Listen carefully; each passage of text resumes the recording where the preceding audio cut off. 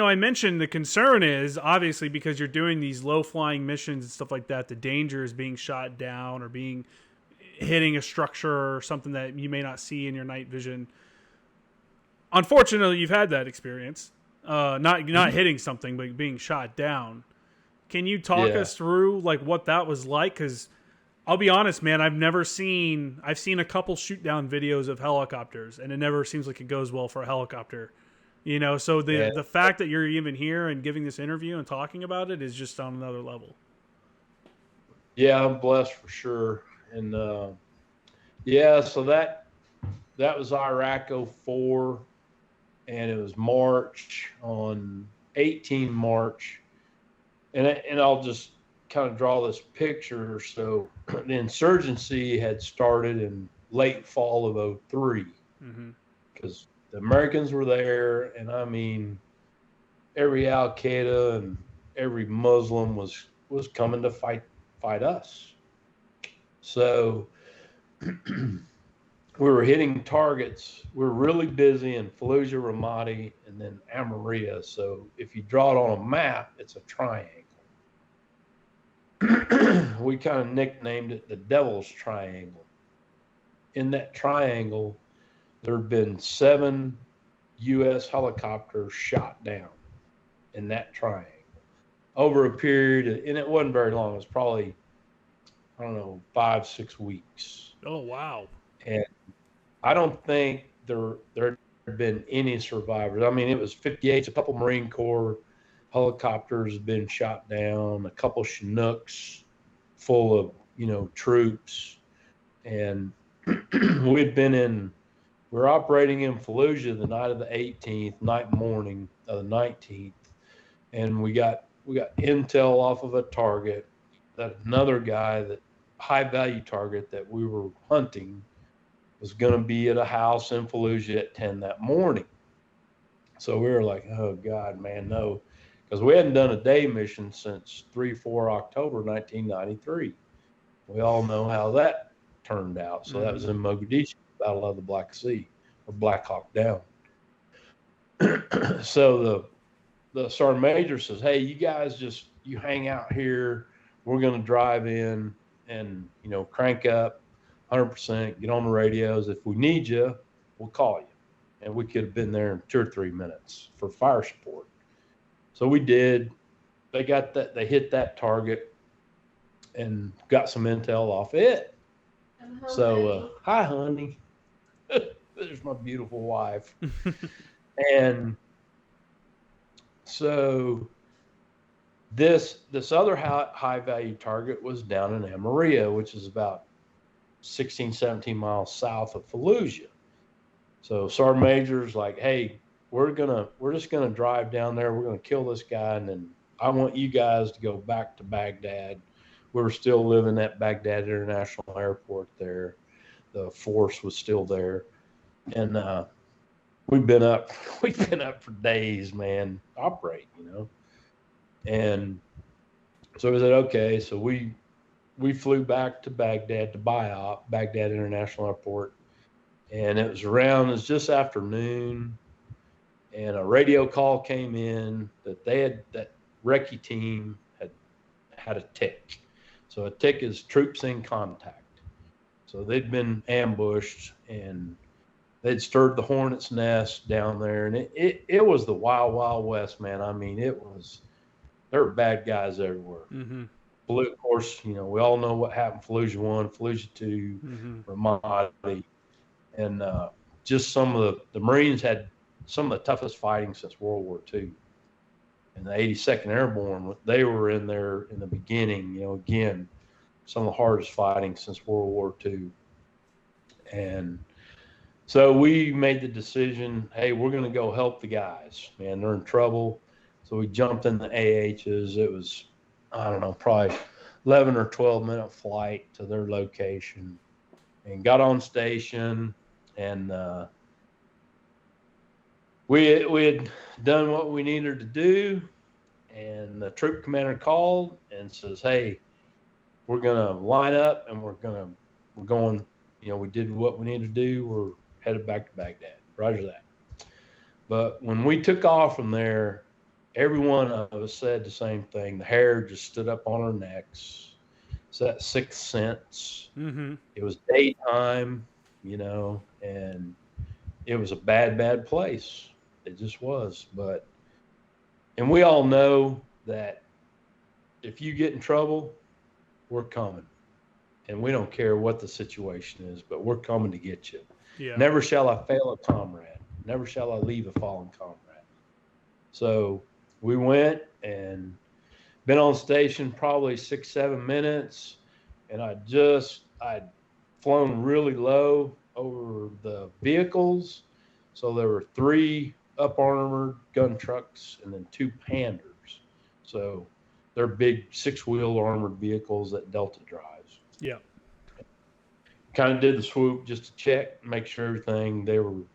And I started a climbing right-hand turn. I was at about 160 feet, headed in a southwestern direction, and boom, this freaking giant explosion. And I was like, holy crap. The aircraft started shaking, and my co-pilot in the left seat said it was about a 1 meter long. He said it was a white hot rod went right by my head. It was an SA-16 shoulder launch, IR seeker, and that's what had been shot at us. 2 of the guys on the ground saw the shot, came from a 2-story building, so they suppressed immediately. And then, they're like, oh crap, man, Greg's hit. And it's really weird that, the best way I can explain it is that my world went frame by frame by frame, like a movie reel. Mm-hmm. If you were just to look at those, it just went click, click, click. Everything slowed down. But that's that adrenaline. Understand the physiology of us, what happens. And I went to work, man. I entered an auto rotation and started down. And I do recall I had a tailwind, so that wasn't the best conditions to perform an auto rotation.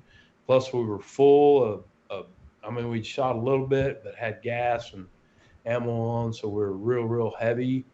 And a helicopter pilot, we use like trees or buildings or things to help us judge our distance from the ground or height above the ground, because there are certain things, mechanics that we have to do in an auto rotation to get that aircraft safely on the ground. Mm-hmm. So and we have a radar altimeter in our helicopter, so I was cross-checking very, very quickly, and I saw it, at 75 feet, I need to start a decel and then, prepare for my touchdown. And I remember seeing 75 feet. I did a real aggressive decel because I didn't want much ground run, because it's just dirt. There's nothing out there to look at to judge your height above the ground. And then at about 20 feet, you want to level the helicopter and then pull cushion with the collective. It just kind of slows you down. And then about the last 2 or 3 feet, you pull the rest of that collective, and it puts pitch in those rudder blades to cushion that landing. So it's just a powered off landing is what it is. So I did everything, and later I was thinking about, Neil Armstrong landed on the moon. And I was like, I got one shot, man. Don't screw this up. And we landed, and the other he saw us, and later he's like, dude, it was the prettiest auto rotation I'd ever seen in my life. And I was like, well, I only had to do one. Yeah. Of course, the guys on the ground, so now they're fully engaged. They're maneuvering, to protect us. And then the other went to go start support them with the CAS. And we touched down, and we slid about, I don't know, it's probably about 35, 40 meters. Hi, honey. And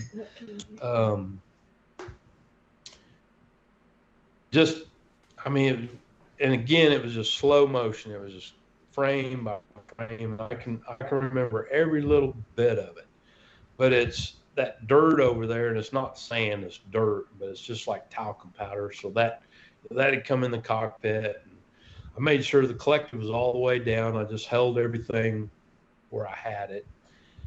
And we went down a bit of a slope into some soft dirt, and the skid stuck because I was still carrying some airspeed.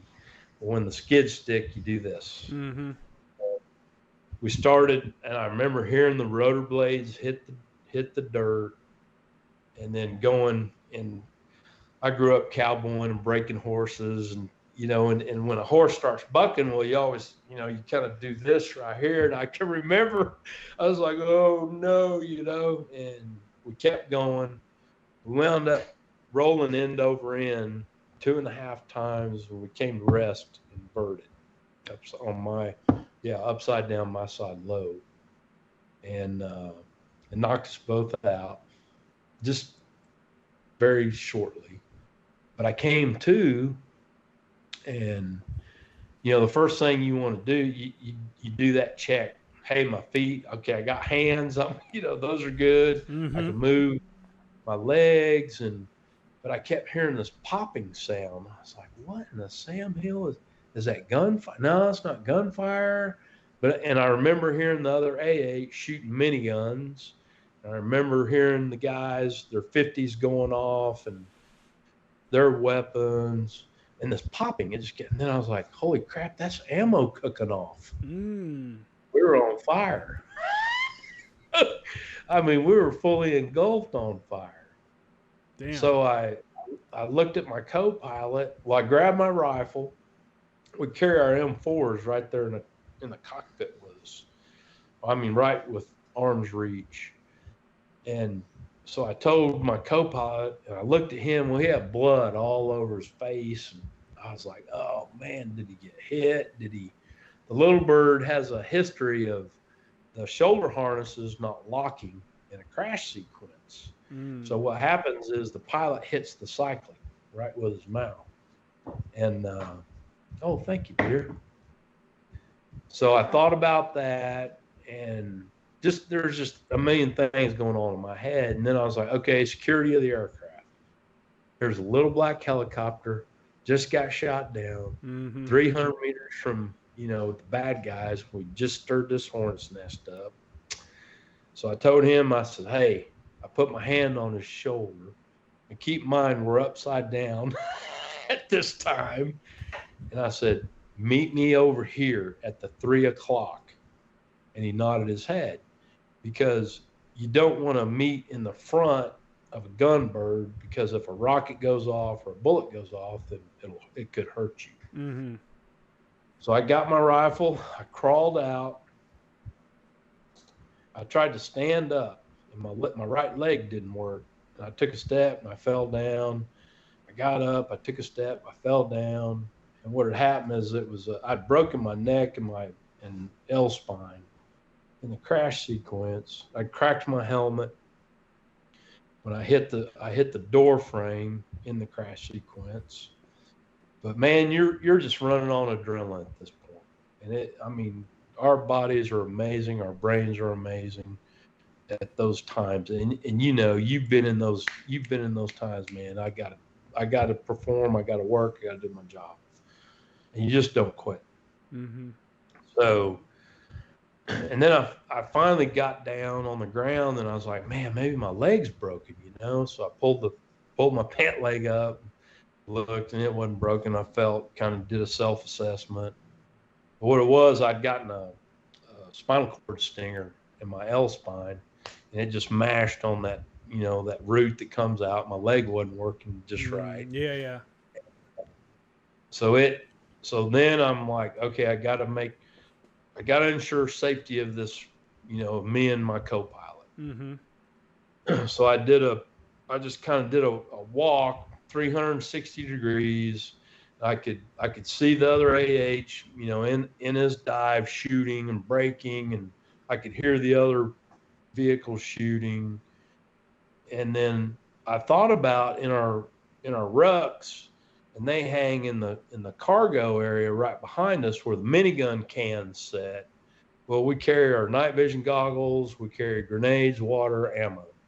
I was like, oh man, I need to get my ruck out of there. Well, I turn around and look, that cargo area is fully engulfed in fire now. I mean, this helicopter is burning, dude.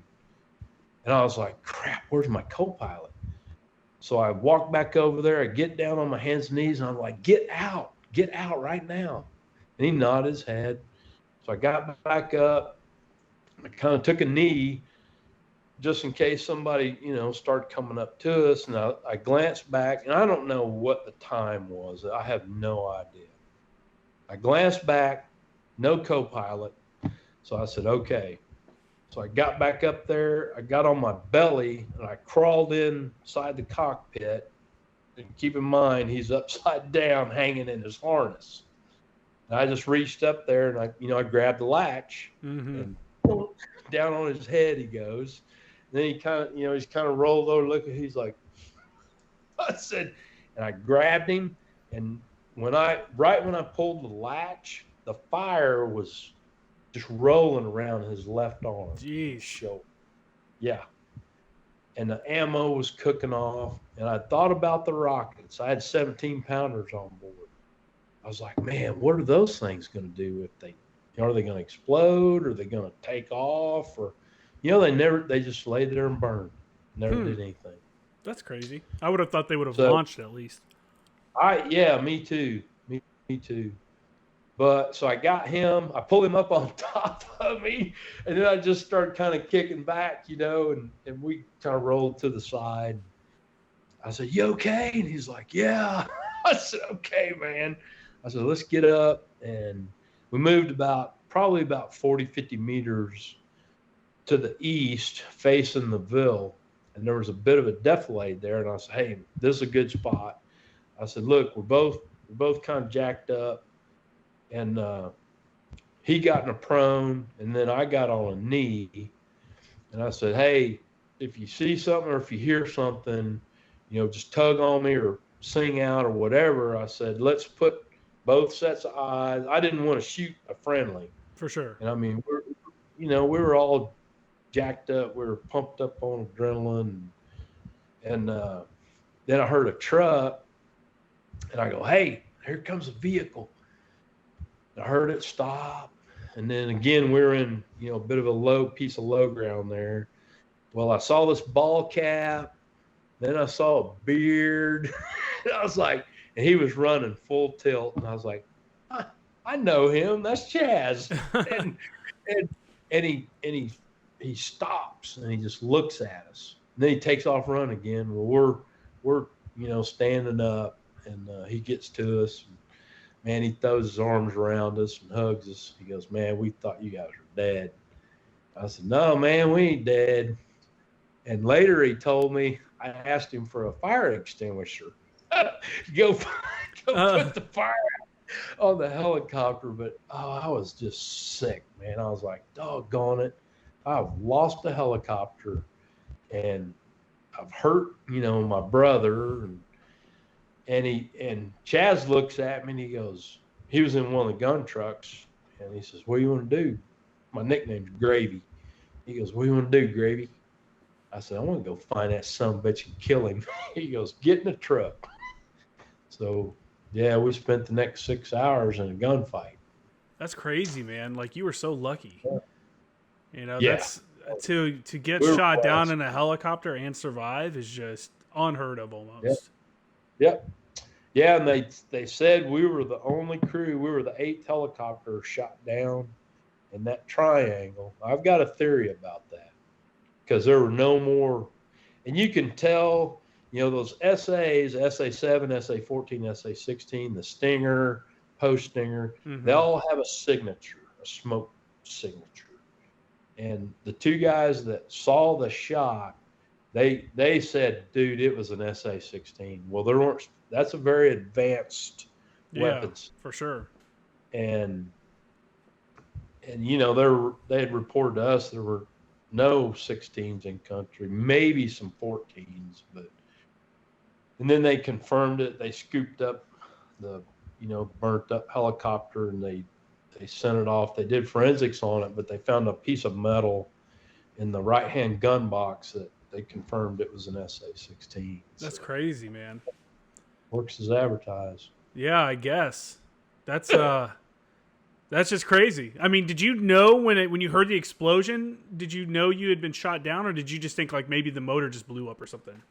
No, I knew we'd been hit with something. There Yeah. was no doubt. My man, it was a traumatic. I mean, the whole aircraft just shuddered. But it's like, oh man, I mean, it's all training. I'm an instructor pilot too, so I mean, the Muscle whistles memory. start going off and lights, and I just entered an auto.